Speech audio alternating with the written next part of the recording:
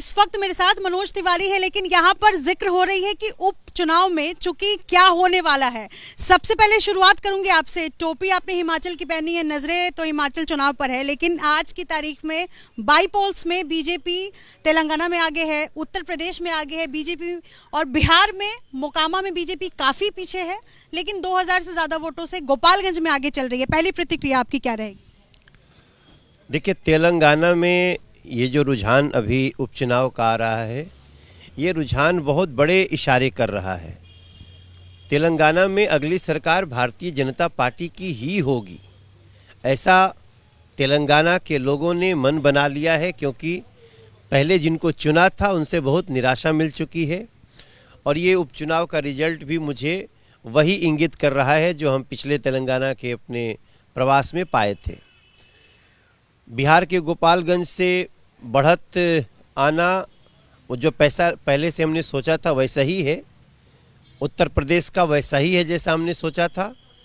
Mokama seat पे पीछे चलना, मैं जिस प्रकार का रुझान देख के आया हूँ, मुझे लगता है कि अभी आगे चलने दीजिए। आप तो वहां गए थे प्रचार करने के लिए, लोगों की भीड़ भी जुटी थी, लेकिन वो भीड़ वोटिंग में तब्दील नहीं हो पाई है। मोकामा में अनंत सिंह का गढ़ है और ये गढ़ कहना अब साफ हो रहा है। जी, वो गोपालगंज और मोकामा दोनों का माहौल हमको अब एक ही तरह का दिखा था, लेकिन मोकामा में अब जो भी रिजल्ट आएगा, लेकिन मुझे लगता है कि आगे चलने दीजिए। मोकामा का रिजल्ट भाजपा के पक्ष में भी आ सकता है। गोपालगंज सीट पर बीजेपी आगे चल रही है। पिछले चुनाव में बीजेपी की ही जीत हुई थी, लेकिन मैं ये कहना चाह रही हूँ कि गोपालगंज को लेकर के आप पर जो सहयोगी पार्टी है बिहार में, वो कह रही है कि चिराग पासवान को आपने उतार दिया, आपने पूरा साम दाम दंड भेद लगा दिया, उसके बाद जाकर के गोपालगंज की सीट की का ये नतीजा आना लाजमी है। दूसरा ये कि आपने भारी संख्या में वहां पर लोग पहुंचे थे, आपने लगातार रोड शो भी किया था, पूरी कोशिश आपने की थी मोकामा सीट जो है वो आपके पक्ष में रिजल्ट जरूर आए। गोपालगंज में जब हमने रोड शो किया तो तेजस्वी यादव जी का रोड शो कैंसिल करना पड़ा था, इतनी ज़्यादा भीड़ थी। और मोकामा जब हम गए तो वहाँ भी निश्चित रूप से जो हमको लोगों का आशीर्वाद मिला है, उस आधार पे अभी हम ये नहीं स्वीकार कर सकते कि मोकामा हम पीछे हो जाएंगे। गोपालगंज मोकामा दोनों हमारी बहुत अच्छी सीट। गोपालगंज तो हमारी निश्चित रूप से पहले से भी सीट थी ही अच्छी। मोकामा में तो हमें पोलिंग एजेंट भी नहीं मिलते थे, ये सच्चाई मैं जानता हूँ, और मैंने सोशल मीडिया पे कहा भी था। लेकिन जिस प्रकार की सभा हुई, जैसा रोड शो हुआ, अब मुझे बहुत बेसब्री से इंतजार है मोकामा का कि देखता हूँ अंत तक क्या होता है। मनोज जी, इस बार चाचा भतीजे की सरकार के बाद पहला बाईपोल्स का रिजल्ट है। एक में तो बीजेपी की सीट थी, तो बीजेपी वहां से जीतती हुई नजर आ रही है, हालांकि अभी कहना जल्दीबाजी है। दूसरी सीट जो मोकामा का था, जो भेदने में किला बीजेपी नाकाम रही है। 24 में लोकसभा और 25 में फिर से बिहार चुनाव है, और इस बार बीजेपी बिल्कुल अलग है, जेडीयू और आरजेडी से अलग चुनाव लड़ रही है। क्या कहेंगे आज जिस तरीके से रुझान अभी तक आए हैं दोनों सीटों पर, क्या कहेंगे? देखिए, अगर सिर्फ गोपालगंज हम जीत पाते हैं, मोकामा नहीं जीत पाते हैं, तो ऐसी स्थिति में भी जो अभी परिवर्तन हुई है सरकार, जो चाचा भतीजे की, उसके लिए अच्छा समाचार नहीं होगा।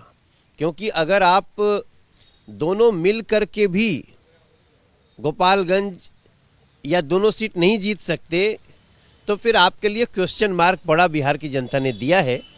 और बीजेपी के लिए तो ये सिर्फ ये देखना है कि हमारा जो पहले से समर्थन था बिहार के लोगों का, वो है कि नहीं। अगर गोपालगंज सिर्फ आती है तो जैसा बीजेपी का वर्चस्व पहले था वही रहेगा, उसी माना जाएगा, वो भी एक बड़ी बात होगी। अगर हम मोकामा भी जीत लेते हैं, फिर तो चाचा भतीजे को किधर छुपना पड़ेगा, आप सोच सकते हैं। इसके अलावा मैं आपसे बात करना चाहूंगी गुजरात चुनाव को लेकर के। आम आदमी पार्टी ने आरोप लगाया है कि बीजेपी से ऑफर आया था आम आदमी पार्टी को, और ये कहा कि अगर तुम चुनाव छोड़ दोगे, मतलब फील्डिंग छोड़ दोगे, तो हम जो है वो सत्येंद्र जैन और बाकी जो सिसोदिया की गिरफ्तारी होने वाली है वो भी अब नहीं होगी। तो ये ऑफर बीजेपी की तरफ से जो आम आदमी पार्टी को आया है, क्या कहेंगे इस पर? जिनका सर्वे में 0 सीट आ रहा हो, उससे भारतीय जनता पार्टी को क्या भय हो। और भारतीय जनता पार्टी तो जो सर्वे में बहुत बड़ा सीट लेके आते हैं, उसको भी बीजेपी पछाड़ के गिराती है। तो क्योंकि बीजेपी का मतलब ही सेवा है और हम सेवक भाव में काम कर रहे हैं। मुझे ऐसा लग रहा है कि जो सर्वे रिपोर्ट आ रही है कि हिमाचल में आम आदमी पार्टी को 0 आएगी, गुजरात में 1 या 2 सीट या कहीं कहीं 0 भी दिखा रही है सर्वे, तो मुझे लगता है कि ये दोनों चुनाव से भागना चाहते होंगे कि वहाँ से भागो यार, जान बचाओ, इज्जत बचाओ, बस खाली दिल्ली में एमसीडी चुनाव है इसी में जोर लगाओ। तो ऐसा वो बहाना बनाने के लिए वो किसी तरह की सनसनीखेज बातें कर सकते हैं। याद रहे अरविंद केजरीवाल और उनके गैंग का ये मोडस ऑपरेंडी बन गया है कि जब भी फंसो तो कुछ ऐसी सनसनीखेज बात करो कि मीडिया उधर चली जाए, लोगों की चर्चा उधर चली जाए। अभी नहीं जाने वाली। अरे भाई, अरविंद केजरीवाल खुद 50 करोड़ रुपया जिससे लिए हैं उसने चिट्ठी लिख दिया, 500 करोड़ और जुटाओ, 500 आदमी नए लाओ, राज्यसभा का प्रलोभन दे रहे हैं, इतना पैसा दो तो राज्यसभा की सीट लो। तो ऐसी स्थिति में इनको मुद्दे को डाइवर्ट करना है, दे आर ट्राइंग। पर मुझे लगता है कि अब अरविंद केजरीवाल इस देश में, जब दिल्ली में ही अब उनको कोई बिठाने वाला नहीं है, गैस चैम्बर बना के रख दिया। हमें आपसे बात करने में हमारी तकलीफ हो रही है गले में। वैसा व्यक्ति जब दिल्ली का सगा नहीं हो सकता तो किसी का सगा नहीं हो।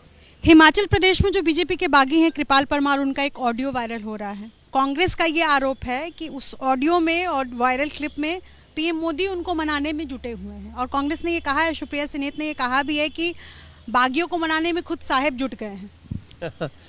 ये कांग्रेस झूठ की नींव पे ही खड़ी पार्टी है और ये चुनाव में इनका दोनों जगह, चाहे हिमाचल हो या गुजरात हो, कहीं कुछ आप देखिए थोड़ा सा टक्कर जरूर दे रहे हैं कि पहले से उनकी सीट 1-2 बढ़ जाए। मुझे लगता है वो पहले से घटने वाली है। तो ऐसे में इस तरह के कई सारे वीडियो ये लोग निकालेंगे जिसका कोई सत्य से मतलब नहीं है, सत्य से कोई उसका वास्ता नहीं है। ऐसी झूठी पार्टियों को गुजरात और हिमाचल की जनता भी उनको आईना दिखाने वाली है।